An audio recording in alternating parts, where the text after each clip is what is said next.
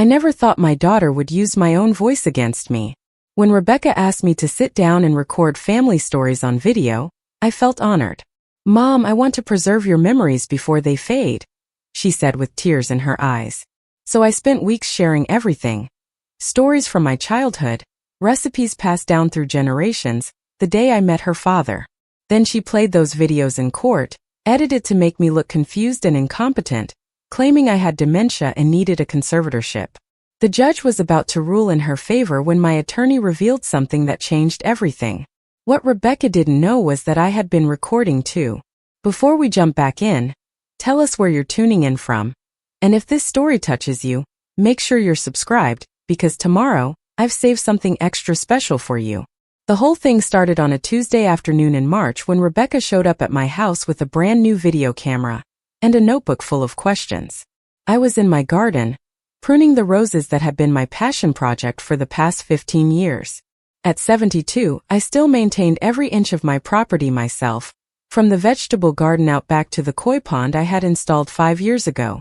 My hands were strong, my mind was sharp, and I took pride in my independence. Rebecca came through the side gate, her heels clicking on the stone pathway I had laid myself the previous summer. She was dressed in one of her expensive suits, the kind she wore to her job at the marketing firm downtown. My daughter had always been ambitious, always reaching for the next promotion, the next achievement. I admired that about her, even though it meant we didn't see each other as often as I would have liked. "Mom," she called out, and I turned to see her holding up the camera with a smile that seemed genuine enough. "I've been thinking about something really important." I wiped the dirt from my hands on my gardening apron and walked over to greet her. She gave me a quick hug, and I noticed she smelled like expensive perfume, the kind that came in bottles that cost more than my monthly grocery budget. "What's on your mind, sweetheart?" "I want to document your life story." Rebecca's eyes were bright with what looked like enthusiasm. "All those amazing experiences you've had, the family history, the traditions. I realized the other day that when you're gone, all of that knowledge goes with you. I want to preserve it for future generations, for my kids when I have them." The request seemed thoughtful, even touching. I had often worried that the stories of my parents and grandparents would die with me.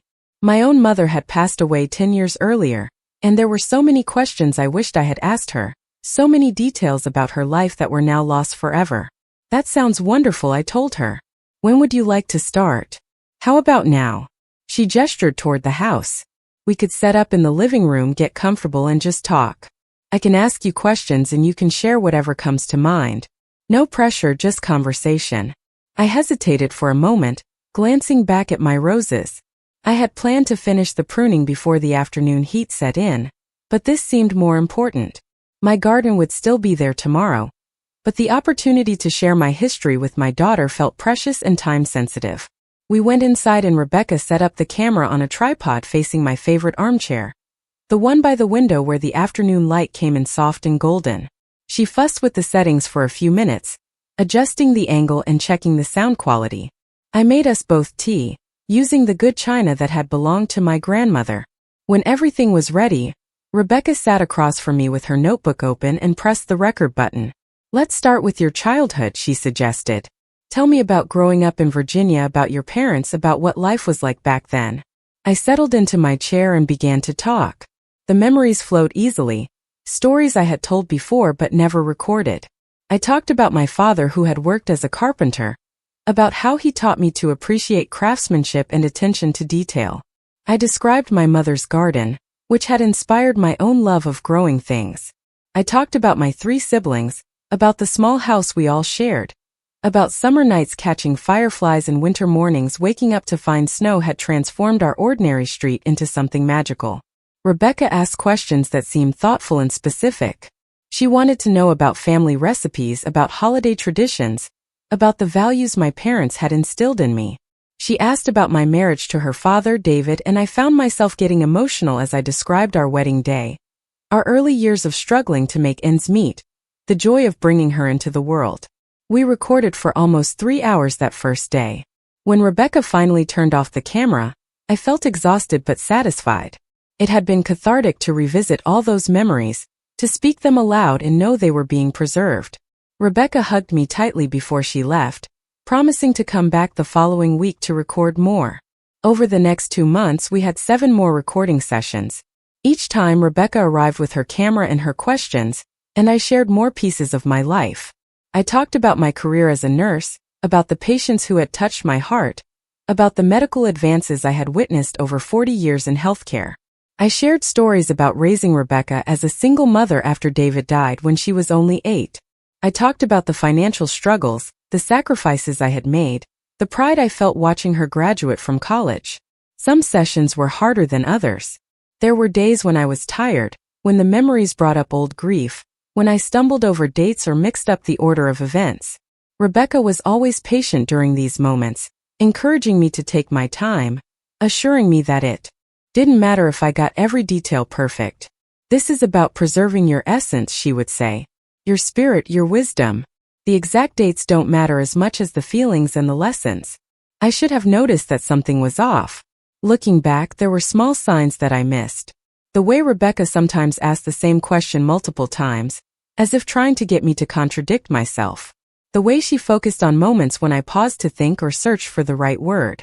The way she asked me to repeat certain stories, claiming the audio hadn't been clear the first time. But I trusted my daughter completely. It never occurred to me that she might have an ulterior motive. Between recording sessions, life went on as normal. I maintained my house and garden. I volunteered twice a week at the local library, helping with their literacy program.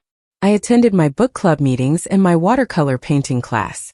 I had dinner with friends and took my daily walks around the neighborhood. My life was full and active, exactly as I wanted it to be. I had my routines, my independence, my community. I wasn't wealthy, but I was comfortable. I owned my house outright, having paid off the mortgage years ago. I had a modest pension from my nursing career and Social Security that covered my expenses with some left over for small luxuries and occasional trips. The property itself had become quite valuable. When I bought this house 35 years ago, the neighborhood was middle class and unremarkable. But over the decades, the area had gentrified significantly. Young professionals had moved in, renovating old houses and driving up property values. Real estate agents had started leaving notes on my door, offering to buy my house for amounts that seemed absurd. I always threw those notes away. This was my home. I had raised my daughter here. I had built a life here. No amount of money could make me want to leave. What I didn't know was that Rebecca had been paying attention to those property values. What I didn't know was that she and her husband Marcus were drowning in debt from their expensive lifestyle and his failed business ventures. What I didn't know was that they had started seeing my house and my modest savings as the solution to their financial problems. The truth began to reveal itself on a Thursday morning in late May. I was having coffee on my back porch when my neighbor Eleanor came over looking concerned. She was in her 60s, a retired teacher who had lived next door for almost as long as I had lived in my house. "Margaret, I hope you don't mind me asking, but is everything all right with you?" Eleanor sat down across from me without waiting for an invitation. Her face was creased with worry. Of course, I replied, surprised by the question. "Why do you ask?" "It's just that Rebecca was here yesterday while you were at the library. She was talking to some people on your front lawn, and I overheard part of their conversation." Eleanor hesitated, clearly uncomfortable. "They were discussing your health, saying something about memory problems and making sure you were safe." I felt a chill run through me despite the warm morning. What exactly did she say? Eleanor shifted in her seat. She was talking to a man and woman who looked official, like social workers or something. "Rebecca was saying that you've been having trouble remembering things, that she's worried about you living alone. She mentioned something about getting help for you, about making sure you had proper supervision." I set down my coffee cup, my hand suddenly unsteady. "I don't have memory problems. I'm fine." Eleanor reached across the table and squeezed my hand. "I know that, Margaret. I see you every day working in your garden, going about your business. You're sharper than people half your age. That's why I thought you should know what she was saying." After Eleanor left, I sat on my porch trying to make sense of what I had heard. Why would Rebecca be telling people I had memory problems when I clearly didn't? Why would she be discussing my health with strangers without even talking to me first? I tried to push away the unease that was growing in my chest. Maybe there was a reasonable explanation. Maybe Rebecca was just being overly cautious, worried about me in a way that was misguided but well-intentioned. That evening I called Rebecca and asked her to come over. She arrived within an hour, which should have been my first warning that something was wrong. Rebecca was always busy, always juggling multiple commitments. The fact that she dropped everything to rush over suggested this conversation was important to her for reasons I didn't yet understand. We sat in my living room and I decided to be direct. Eleanor mentioned that you were here yesterday talking to some people about my health. Rebecca's expression flickered for just a moment, something between surprise and annoyance, before smoothing back into concern. Mom, I didn't want to worry you, but I've been noticing some things during our recording sessions. Times when you seem confused, when you repeat yourself, when you can't remember things clearly. I've been consulting with some professionals about how to help you. I felt anger rising sharp and hot. Rebecca, I don't need help. I'm doing fine on my own. Preparing and narrating this story took us a lot of time, so if you are enjoying it, subscribe to our channel, it means a lot to us. Now back to the story. You're 72 years old, living alone in a big house. Don't you think it might be time to consider some changes? Maybe moving into a nice assisted living facility where people could keep an eye on you? I stared at my daughter, trying to recognize the person sitting across from me. This is my home. I have no intention of moving anywhere. Mom, please be reasonable. I'm just trying to look out for your best interests. Your best interests or your financial interests? The words came out before I could stop them, sharp and accusatory. Rebecca's face flushed. I can't believe you would accuse me of something like that. Everything I'm doing is because I love you and I'm worried about you. Then why are you telling strangers that I have memory problems when I don't? Why are you discussing my life with people I've never met? Because someone needs to face reality here. You're getting older. You're going to need more help. And if you can't see that, then maybe that's proof right there that your judgment isn't what it used to be. The argument escalated from there. Both of us saying things we might have regretted if the situation had been different. Rebecca left angry, and I spent the rest of the evening pacing my house, trying to understand what was happening. The next morning I received a letter in the mail. Official looking, from a law firm I didn't recognize. Inside was a petition for conservatorship. Rebecca was asking the court to declare me mentally incompetent and grant her legal control over my finances and medical decisions. I read the document 3 times, each time hoping I had misunderstood. But the words were clear. According to the petition, I was suffering from progressive dementia that left me unable to care for myself or manage my affairs. Rebecca was presenting herself as the concerned daughter who only wanted to protect her vulnerable mother. The evidence cited in the petition included the video recordings we had made together. According to Rebecca's attorney, these videos showed clear signs of cognitive decline, confusion, memory loss, and impaired judgment. They had statements from the people Eleanor had seen on my lawn, professionals Rebecca had hired to evaluate me without my knowledge or consent. They had a report from a doctor I had never met claiming I showed symptoms consistent with early-stage Alzheimer's disease. I sat at my kitchen table, the legal documents spread out before me, and felt the world tilting beneath me. My own daughter was trying to have me declared incompetent based on lies and manipulated evidence. Those recording sessions hadn't been about preserving family memories at all. They had been about creating a case against me, about gathering footage that could be edited and presented to make me look confused and incapable. I thought about all the times Rebecca had asked me to repeat stories, to clarify dates I wasn't certain about, to talk about moments when I felt sad or overwhelmed. She had been collecting material she could use against me. She had been building her case systematically, patiently, over months. The betrayal cut deeper than I could have imagined. This was my daughter, the child I had raised alone after her father died. The little girl I had worked double shifts to support, who I had put through college while living on ramen noodles and secondhand clothes. The woman I loved more than anyone else in the world.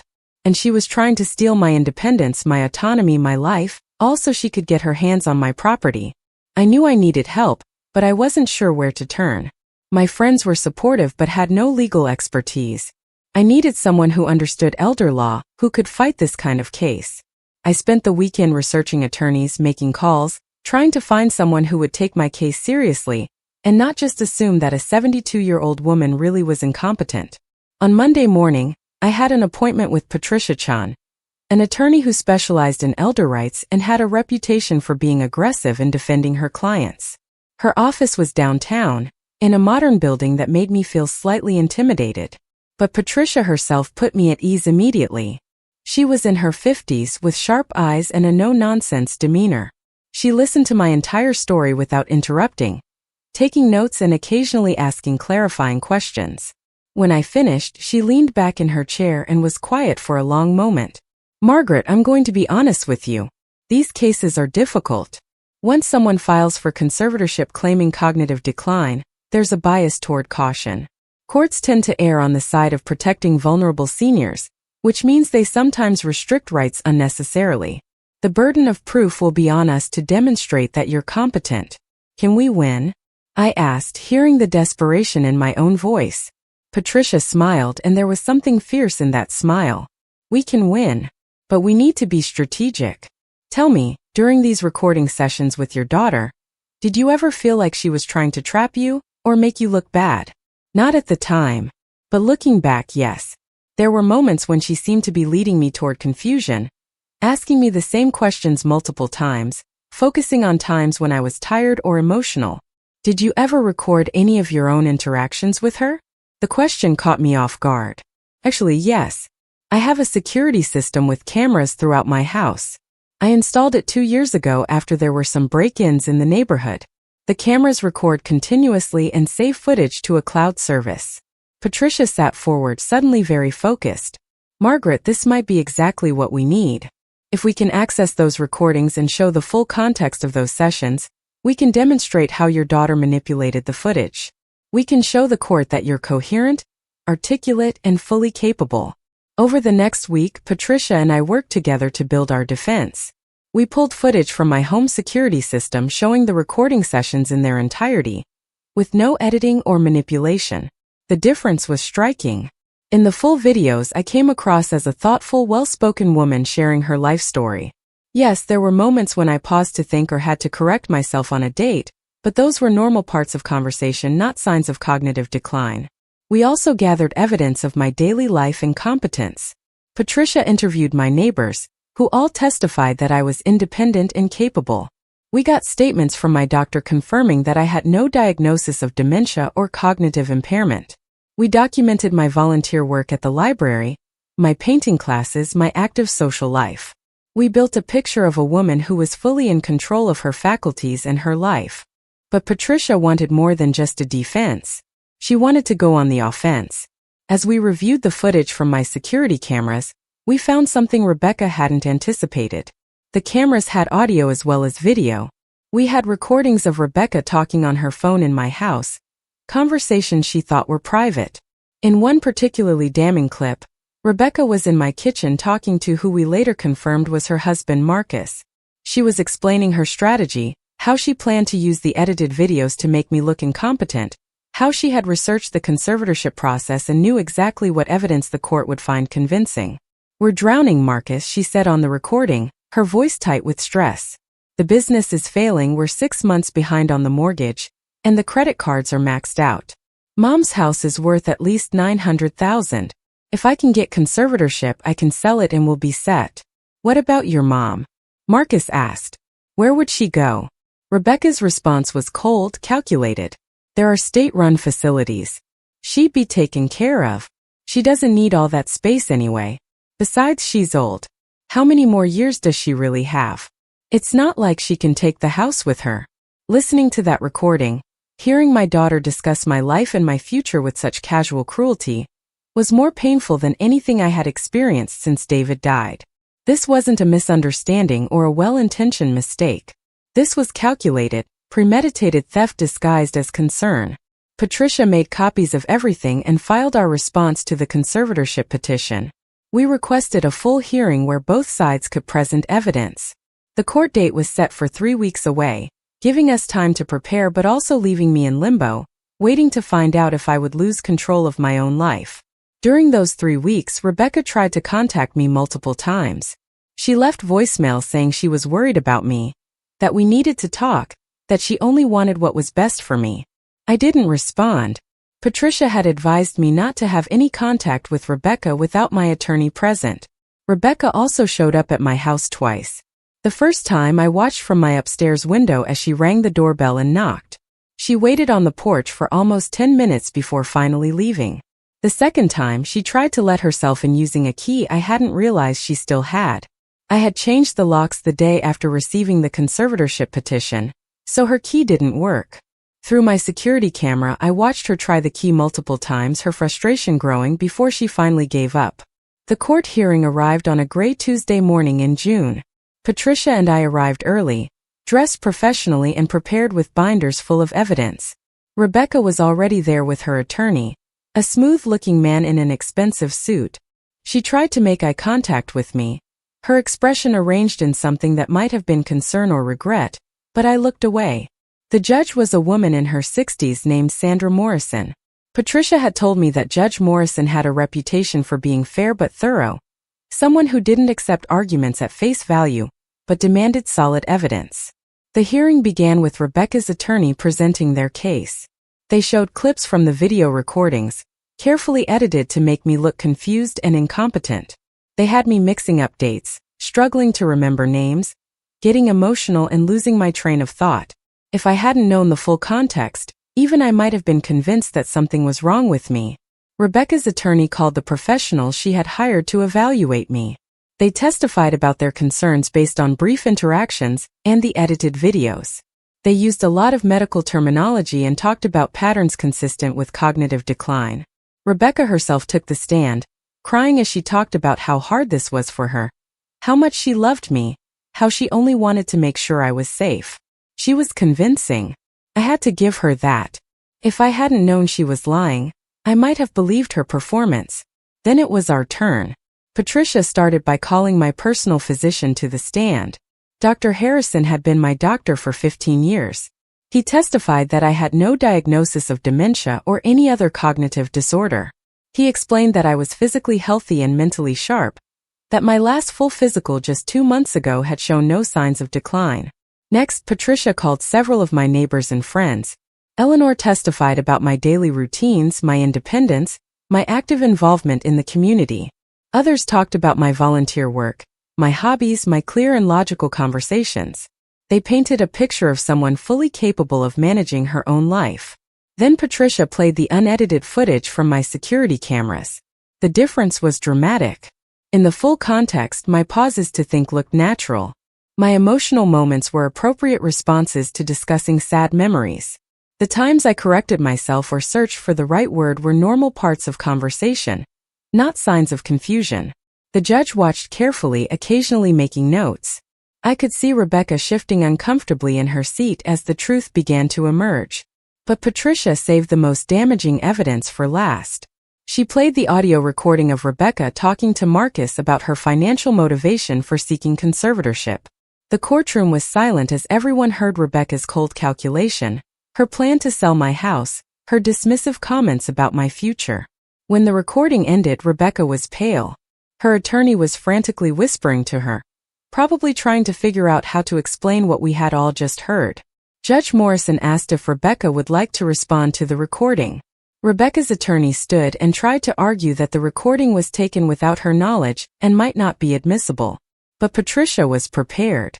She cited case law showing that recordings made in one's own home, by security systems installed for legitimate safety reasons, were admissible.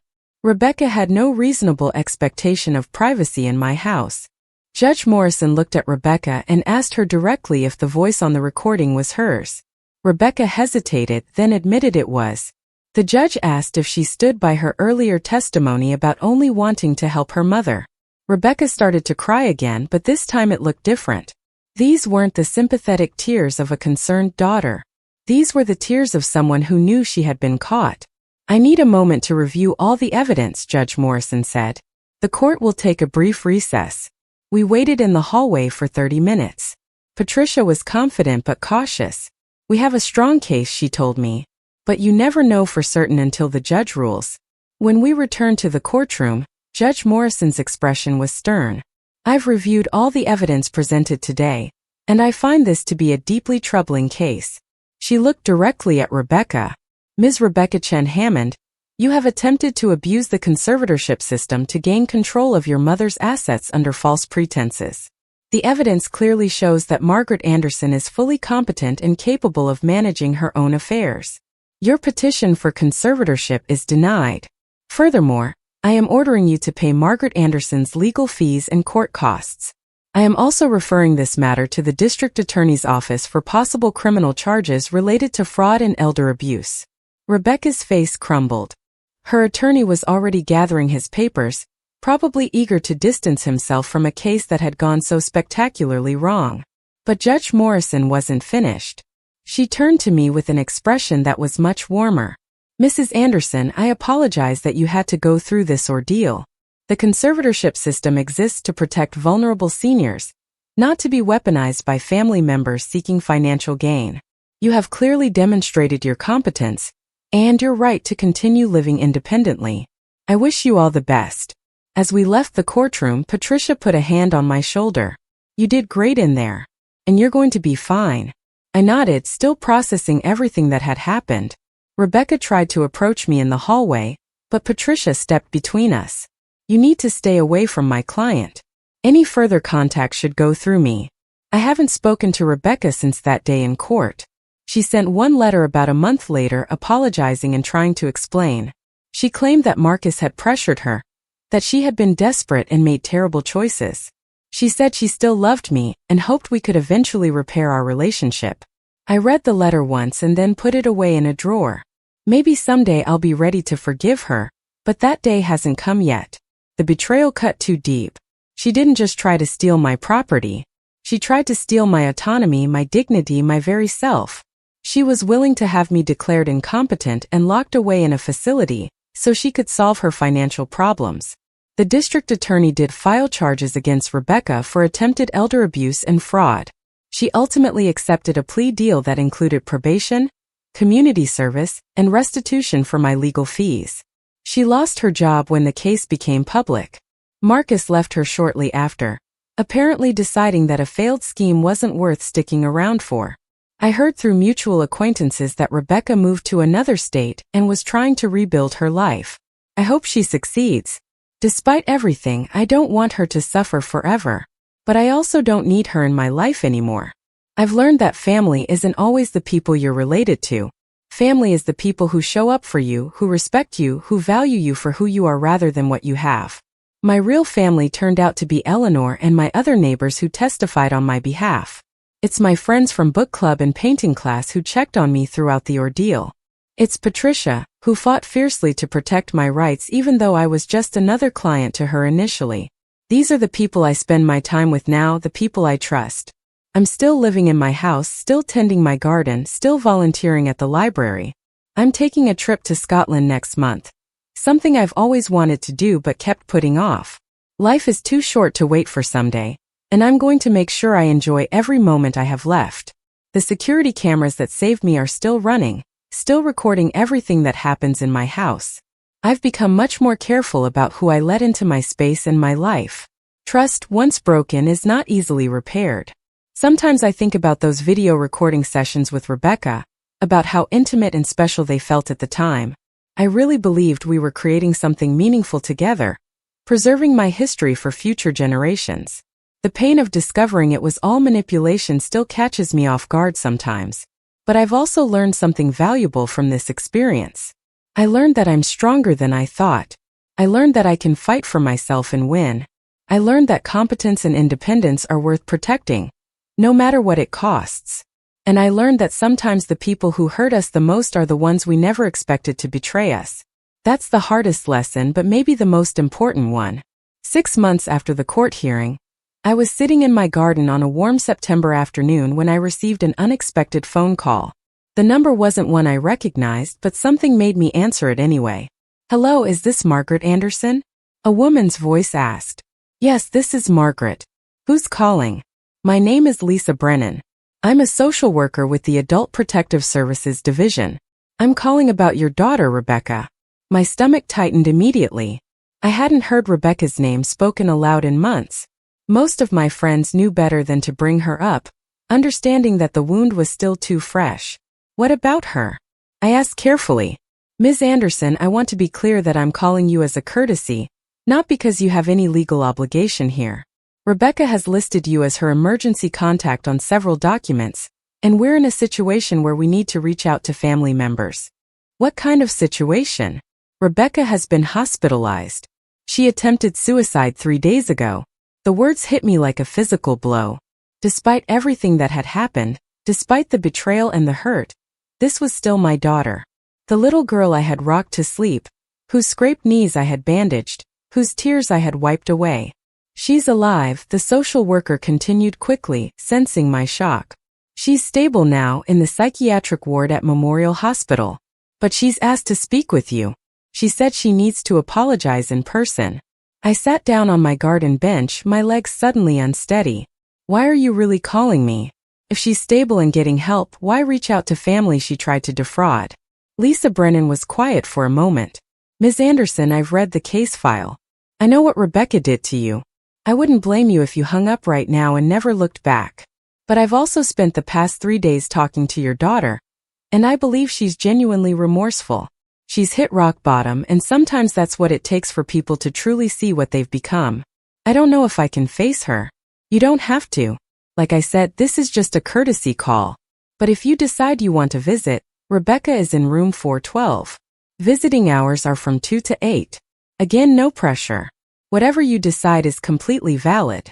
After I hung up, I sat in my garden for a long time, surrounded by the flowers I had planted and the life I had rebuilt. Part of me wanted to ignore the call, to continue with the healing process I had started. Rebecca had made her choices. She had tried to destroy me. Why should I care what happened to her now? But another part of me, the part that had raised her alone, that had sacrificed so much for her, couldn't quite let go. I thought about the Rebecca I had known before all this happened. The bright child who used to help me in the garden, who would curl up next to me on the couch to read, who had hugged me tight on the day she graduated from college and whispered thank you for everything. Where had that girl gone? When had she transformed into someone capable of such cruelty? I called Patricia that evening to ask her advice. She listened as I explained the situation, and when I finished, she was characteristically direct. Margaret, legally speaking, you owe Rebecca nothing. Emotionally speaking, that's something only you can figure out. But if you do decide to visit her, I'd recommend you protect yourself. Don't make any promises. Don't let her manipulate you into feeling guilty. And if she asks for money or help beyond emotional support, say no and walk away. Can I even trust anything she says at this point? That's the question you need to answer for yourself. People can change, but they can also pretend to change when they want something. You're the only one who can read your daughter well enough to tell the difference. I spent 2 days wrestling with the decision. I talked to Eleanor, who advised caution but also compassion. I talked to my friend Sandra from book club, who had gone through her own family estrangement and understood the complexity of these situations. Everyone gave me permission to do whatever felt right, which somehow made the decision harder rather than easier. On the 3rd day, I woke up knowing what I needed to do. I needed to see Rebecca, not for her sake but for mine. I needed to look her in the eye and hear what she had to say. I needed to know if there was any piece of my daughter left inside the woman who had betrayed me, or if that person was truly gone forever. I dressed carefully that afternoon, choosing clothes that made me feel strong and put together. I drove to Memorial Hospital, my hands tight on the steering wheel, my heart beating faster than normal. The psychiatric ward was on the 4th floor, behind locked doors that required me to be buzzed in by staff. I gave Rebecca's name at the nurse's station, and a young woman with kind eyes checked her clipboard. You must be her mother. She's been asking about you every day. Is she allowed to have visitors? Yes, she's cleared for visits. Room 412 down the hall on the left. Just know that we have staff checking on patients regularly, so someone will pop in periodically. I walked down the sterile hallway, past other rooms where I could hear televisions playing or quiet conversations happening. When I reached room 412, the door was partially open. I stood there for a moment, gathering my courage before knocking lightly. Come in, Rebecca's voice called out, hoarse and uncertain. I pushed the door open and stepped inside. Rebecca was sitting up in bed, wearing a hospital gown, her hair pulled back in a messy ponytail. She looked terrible. Her face was pale and drawn with dark circles under her eyes. She had lost weight, her collarbones prominent beneath the thin fabric of the gown. When she saw me, her eyes filled with tears. "Mom, you came. I didn't think you would." I walked further into the room but didn't sit down. I remained standing near the door, maintaining distance between us. The social worker called me. She said you wanted to talk. Rebecca wiped at her eyes with the back of her hand. "I didn't think I'd ever see you again after what I did. I thought you'd hate me forever." "I don't hate you, Rebecca. But I don't trust you either. And I need you to understand that I came here to listen, not to forgive or forget or fix anything." She nodded, fresh tears spilling down her cheeks. "I understand. I just need you to hear me. I need to tell you the truth about everything, even if it doesn't change anything between us." "Go ahead then. I'm listening." Rebecca took a shaky breath. "Everything started falling apart about a year before I asked to record those videos with you. Marcus had invested everything we had into this tech startup idea. He was so sure it would take off, so convinced we'd be millionaires. He borrowed against our house, maxed out every credit card, even took out personal loans. And it all failed. The company dissolved and we were left with nothing but debt. That doesn't excuse what you did to me. I know. Please just let me explain the whole thing. I'm not trying to justify anything. I just want you to understand how I got to that point." I leaned against the wall, crossing my arms but nodding for her to continue. "At first, I didn't want to burden you with our problems. You'd worked so hard your whole life, sacrificed so much for me. I felt ashamed that I had messed up so badly. But then Marcus started talking about your house, about how much it was worth, about how you were getting older and probably couldn't manage it much longer anyway. So you decided to steal my independence." Rebecca flinched at the words. "It didn't start out that way in my head. Marcus kept saying we could take care of you better if we had control of your finances. He made it sound like we'd be helping you. And I wanted to believe him because I was desperate. The debt collectors were calling constantly. We were about to lose our house. I felt like I was drowning and I couldn't see any other way out. So you saw me as a life raft.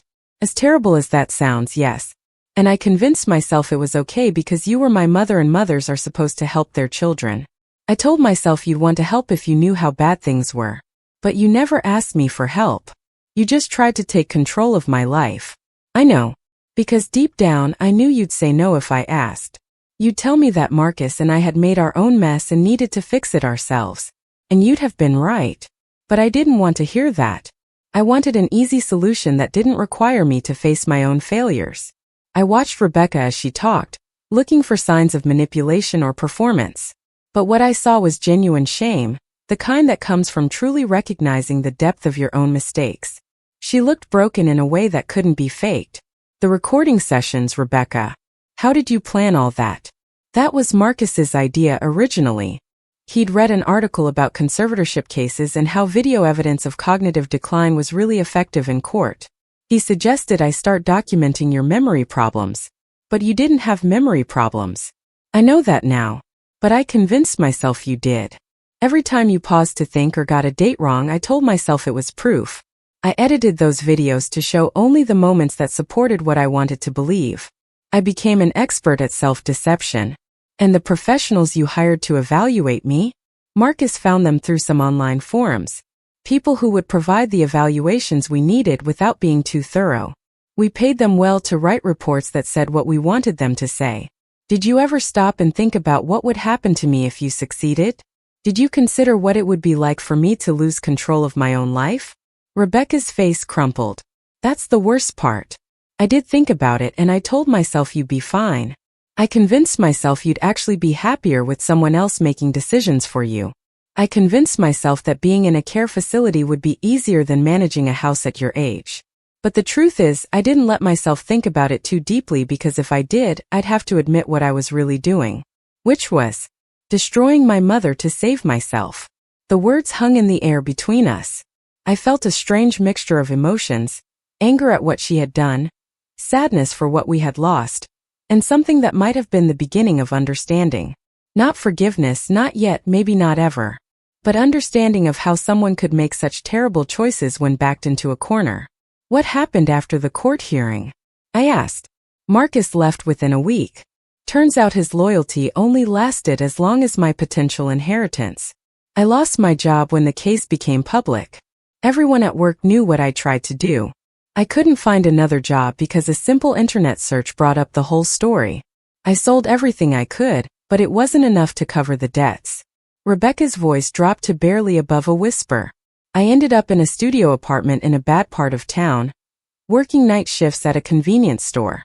Every day I woke up and realized I destroyed my relationship with the only person who ever really loved me. And it was all for nothing. I still lost everything anyway. And the suicide attempt? I just couldn't see a way forward anymore. I'd burned every bridge.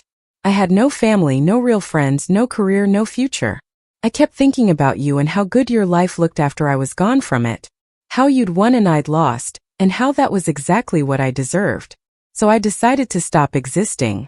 Obviously you failed. The nurse found me in time. They pumped my stomach and put me in here. And at first I was angry that they'd saved me. But then I started talking to the psychiatrist, really talking, not just the surface stuff. And I started to see everything clearly for the first time.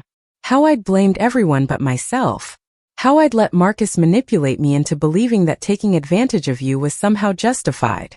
How I'd become someone I never thought I could be. I remained silent, processing everything she had said. Part of me wanted to comfort her, to tell her it would all be okay.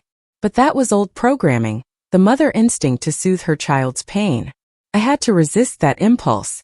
Rebecca had caused this pain herself and she needed to carry it at least for a while. Do you expect me to help you? I asked finally. Rebecca shook her head. No. I mean, I hope someday you might be able to forgive me, but I don't expect anything from you. I just needed you to know that I understand what I did was unforgivable. I needed you to know that you were right to cut me out of your life.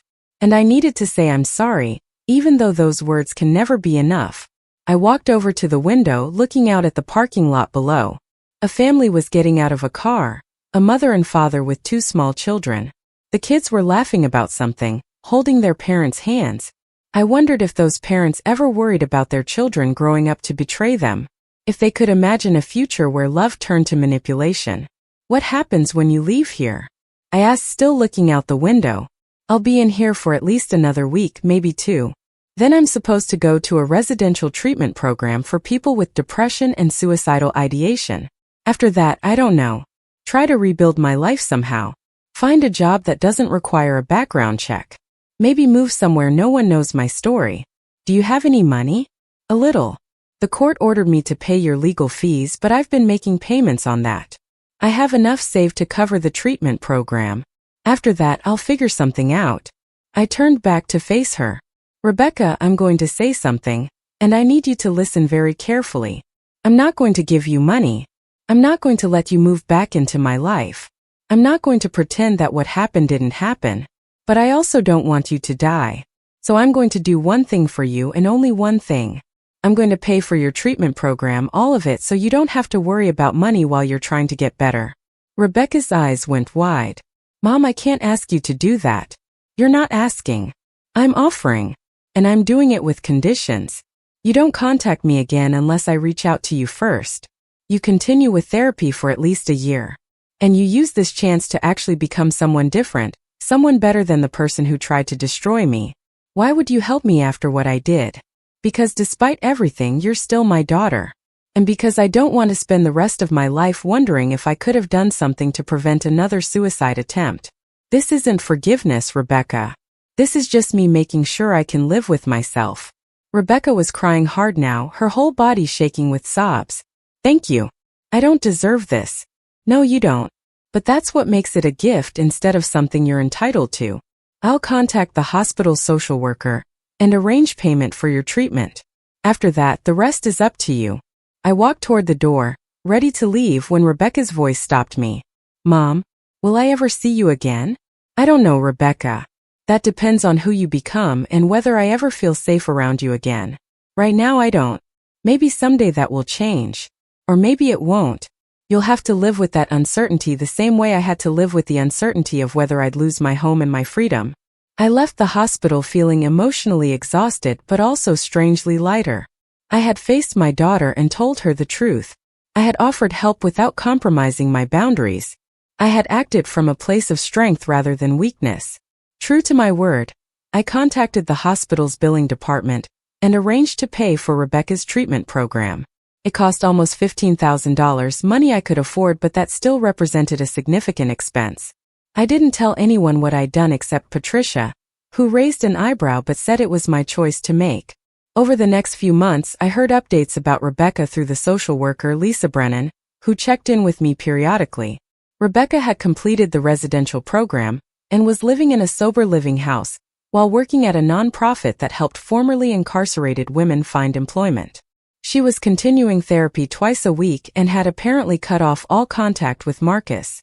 Lisa told me that Rebecca never asked about me directly, but that she often mentioned in therapy sessions that she was trying to become someone her mother might someday be proud of. I didn't respond to these updates with much emotion. I was glad Rebecca was doing better, but I remained protective of my own peace. I had rebuilt my life after her betrayal, and I wasn't willing to risk that stability by letting her back in prematurely. My days continued in their pleasant routine. I traveled to Scotland as planned and had a wonderful time exploring castles and hiking through highlands. I started taking a watercolor painting class twice a week and discovered I had a talent for landscapes. My social circle expanded as I made new friends through various activities. Life was good, calm, and entirely mine to control. Then, almost a year after the hospital visit, I received a letter. It came in a plain envelope with Rebecca's handwriting, an address in the city but not one I recognized. I held it for a long time before opening it, weighing whether I was ready for whatever it contained. Finally, I opened it carefully and pulled out several handwritten pages. Dear Mom, the letter began. I'm writing this knowing you might not read it, and that's okay.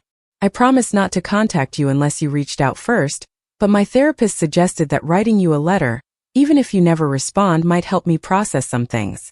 So here I am, pen in hand, trying to find words for feelings that seem too big for language. It's been a year since you visited me in the hospital. A year since you offered me help I didn't deserve. A year since you gave me a chance to become someone different. I want you to know what I've done with that chance. I finished the residential program and moved into a sober living house. I found work at a nonprofit called Second Chances, helping women who are rebuilding their lives after incarceration. It's hard work and the pay is modest, but it's meaningful in a way my old marketing job never was. These women have made mistakes, some terrible ones, and society has written them off. But they're trying to become better, and I get to help them with that. Every day, I see reflections of myself in their struggles and their determination. I've been in therapy consistently for the past year. Dr. Morrison has helped me understand things about myself I never wanted to face. Like how I always saw myself as entitled to an easy life because you had worked so hard. How I resented you for being strong and independent instead of being grateful for those qualities. How I learned to manipulate people's emotions because it was easier than dealing with my own failures. We've talked a lot about that day at Christmas when I turned you away from our dinner. Dr. Morrison made me really examine what I was feeling in that moment. The truth is, I was already planning the conservatorship scheme. Marcus and I had been researching it for weeks. Turning you away wasn't just about making my son happy, or having a perfect holiday. It was about establishing distance, making it easier to see you as an obstacle rather than as my mother. I was already beginning the process of dehumanizing you in my own mind so I could justify what I was planning to do. That realization made me physically sick. I had to excuse myself from therapy to throw up in the bathroom, because understanding that I had been that calculating, that cold, forced me to see myself as I really was. Not someone who made a desperate mistake, but someone who had systematically planned to destroy another person for personal gain. I've also had to face the fact that I don't get a redemption arc just because I'm sorry. This isn't a movie where the bad guy apologizes and everything goes back to normal. I broke something between us that can't be fixed with words or good intentions. I stole your peace of mind. I violated your trust in the most fundamental way. And even though I'm working every day to become a better person, that doesn't erase what I did or obligate you to forgive me.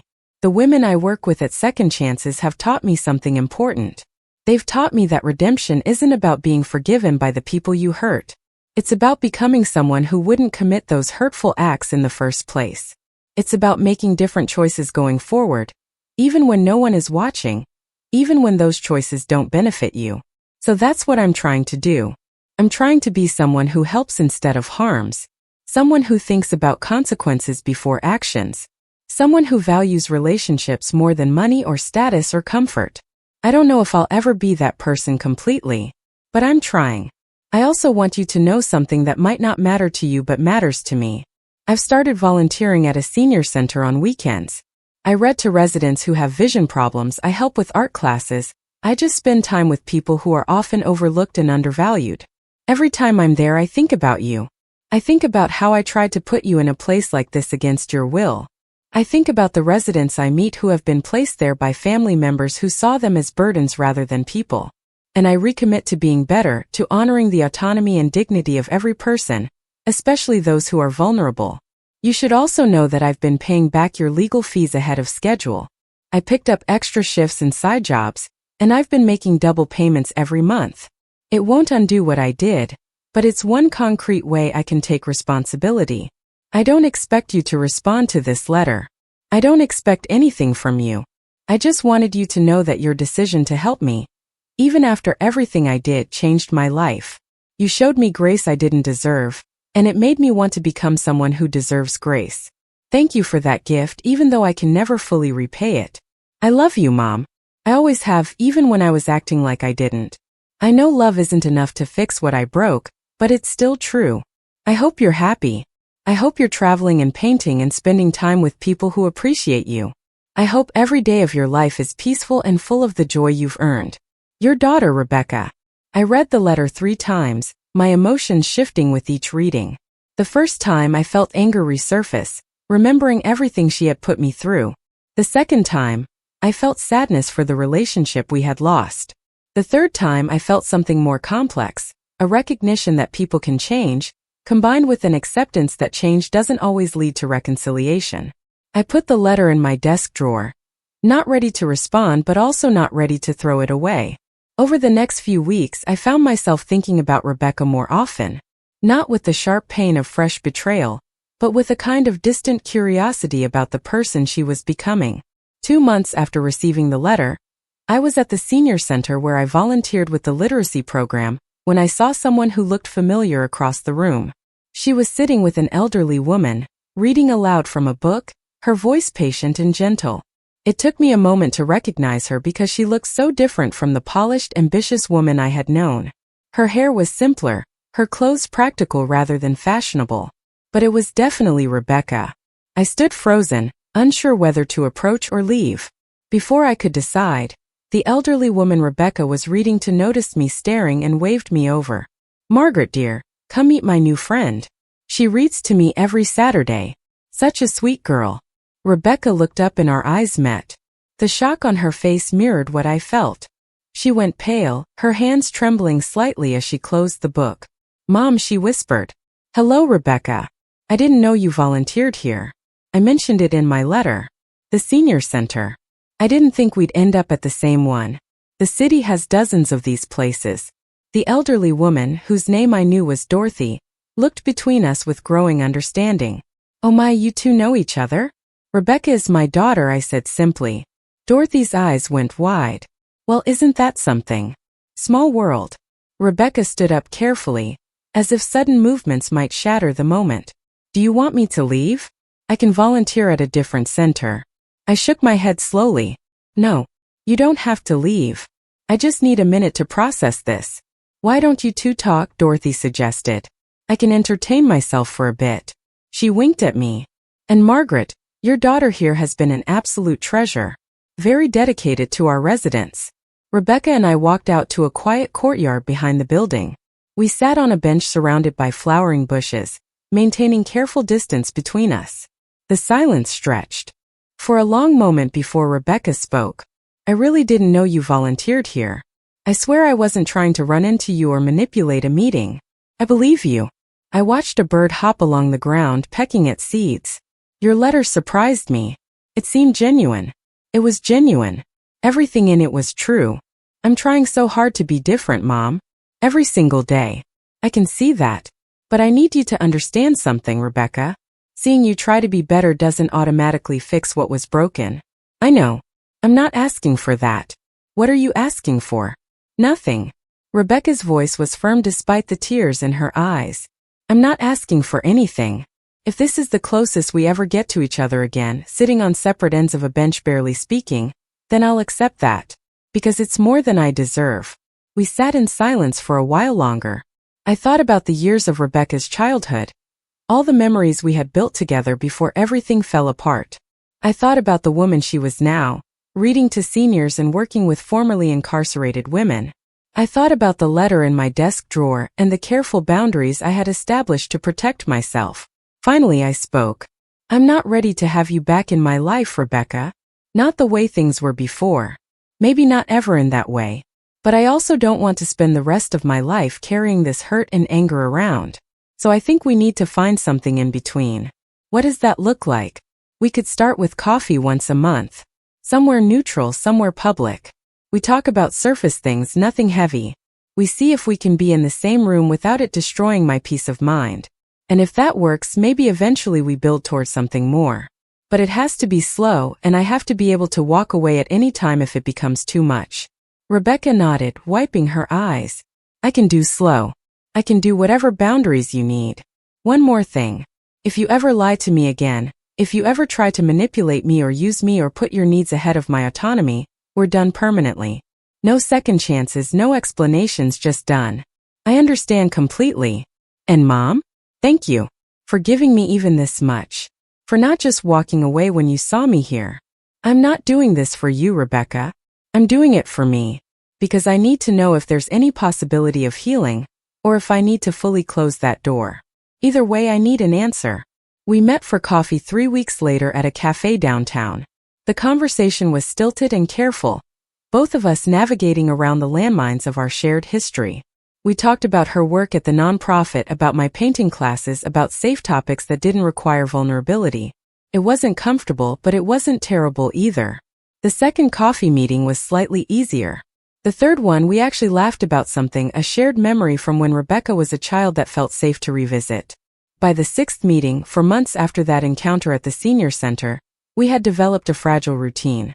Once a month, coffee for exactly 1 hour, conversations that stayed in the present rather than dwelling on the past. I still didn't trust Rebecca completely. I probably never would, not the way I had before. But I was beginning to believe that she was genuinely committed to being different. And I was discovering that forgiveness didn't have to be all or nothing. I could acknowledge the harm she had caused while also recognizing the effort she was making to change. I could maintain my boundaries while still leaving room for some kind of relationship.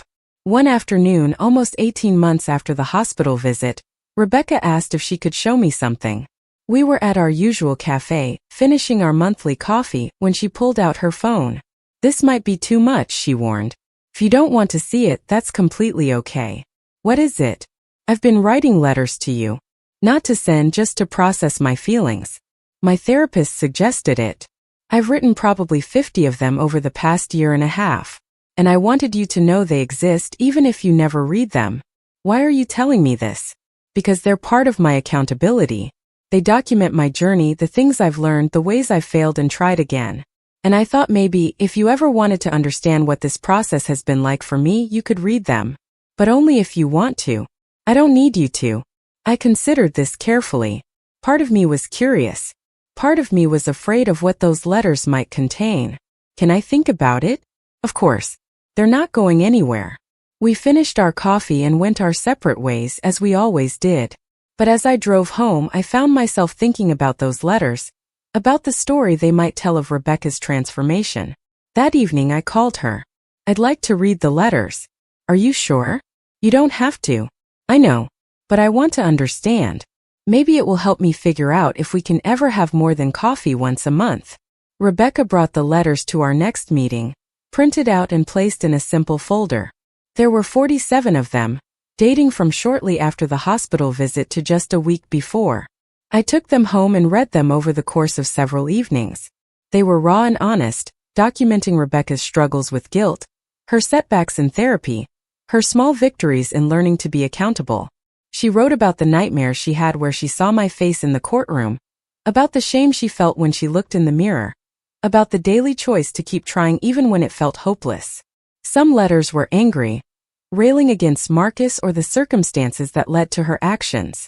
But most were reflective, examining her own choices and character with unflinching honesty. She wrote about the moment she realized she had been emotionally abusive to me for years before the conservatorship attempt, using guilt and manipulation to get what she wanted. She wrote about recognizing patterns from her relationship with her father, how his death had left her feeling entitled to be taken care of, and how she had transferred that entitlement onto me. Reading those letters, I saw the depth of Rebecca's transformation in a way I couldn't have seen in our careful monthly conversations. This wasn't performative change designed to win me back. This was genuine, painful growth happening whether I was watching or not. When I finished the last letter, I sat in my living room and cried. Not just for what we had lost, but for what might still be possible. The next time we met for coffee, I brought the folder of letters with me. Thank you for sharing these with me. They helped me understand a lot. Did they change anything? Rebecca asked hesitantly. They made me realize that you're not the same person who tried to destroy me. You're not completely different either. You'll always be someone capable of making terrible choices under pressure. But you're aware of that now, and you're actively working against those impulses. That's significant. So what does that mean for us? I don't know yet, but I think maybe we could try having dinner instead of coffee. Something longer than an hour. See if we can handle more time together. Rebecca's face lit up with hope, but she quickly tempered it. Only if you're comfortable with that. We don't have to rush anything. We're not rushing. We've been doing this for over a year. That's not rushing. That's being appropriately cautious. Our first dinner was at a small Italian restaurant, neutral territory where neither of us had strong memories. We talked for almost 3 hours, the longest we had spent together since before the conservatorship attempt. It wasn't perfect. There were moments of awkwardness, silences that felt heavy with unspoken history. But there were also moments of genuine connection, glimpses of the relationship we used to have. Over the next 6 months we slowly expanded our contact. Dinner once a month in addition to coffee. Then occasional weekend activities, a trip to an art museum, a walk through the botanical gardens. We were building something new, not trying to recreate what we'd had before, but constructing a different kind of relationship with stronger boundaries and clearer communication. Rebecca never asked about my will or my property. She never hinted at needing financial help beyond what she earned herself. When I mentioned I was thinking about traveling to Ireland, she expressed genuine happiness for me without any suggestion that she should be included. These small things mattered. Proof that she had internalized the lessons from our painful past. 2 years after the hospital visit, Rebecca called me on a random Tuesday evening. "Mom, I have something to tell you." Her voice carried excitement mixed with nervousness. "What is it?" "I've been offered a job in Portland. It's a director position at a nonprofit similar to where I work now, but bigger with more resources. It's an incredible opportunity." My first thought was sadness at the idea of her moving further away. My second thought was recognition that this was exactly what healthy distance looked like. "That's wonderful, Rebecca. You should definitely take it." "Are you sure? I know we've been rebuilding things and this would mean less frequent visits, which is probably healthy. You need to build your own life, your own success separate from our relationship. This job sounds like exactly the kind of thing you should be pursuing." We talked for another hour about the details of the position, the logistics of moving, her excitement about the work itself. When we hung up, I felt a mixture of emotions, sadness, pride, relief, hope. All of them valid, all of them part of this complicated process of rebuilding trust with someone who had broken it so completely. Rebecca moved to Portland 3 months later, and our relationship settled into a comfortable rhythm of weekly phone calls and visits every few months. The distance actually helped. Without the pressure of frequent in-person contact, we could focus on genuine connection rather than performing healing for each other. During one of her visits home, almost 3 years after the conservatorship attempt, we were having dinner at my house when Rebecca brought up something unexpected. "Mom, I've been thinking about making a public statement about what I did to you. Not for publicity or anything like that, but as part of my work with Second Chances. We help women rebuild after making terrible mistakes, and I think sharing my own story might help them understand that redemption is possible, even after the worst choices." I set down my fork, considering this carefully. What would that look like? Probably a speech at our annual fundraiser, maybe an article in our newsletter. I talk about how I tried to exploit my mother through the legal system, how I hit rock bottom, and how I've been working to become someone different. But I wouldn't do it without your permission. This is your story too. The old Margaret would have said no immediately, protecting her privacy at all costs.